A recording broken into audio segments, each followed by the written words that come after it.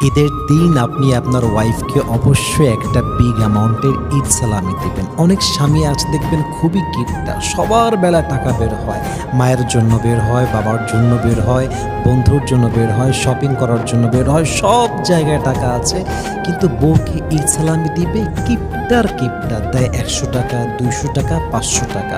আমার মনে হয় স্বামীর যদি সামর্থ্য থাকে বউকে বলতে হবে যে বউ তোমার কত লাগবে তুমি বলো, তোমার যা লাগবে আমার সামর্থ্য যদি থাকে আমি তোমাকে অবশ্যই দিব, ঠিক কিনা বলেন আপনারা সবাই? যদি আপনি আপনার ইনকামে বরকত চান ওয়াইফের জন্য খরচ করতে হবে, যদি ইনকামে বরকত চান ওয়াইফকে ঈদ সালামি দেওয়া লাগবে। ওয়াইফের বেলায় যে কিপটামি করে তার রিজিকে কিন্তু বরকত থাকে না।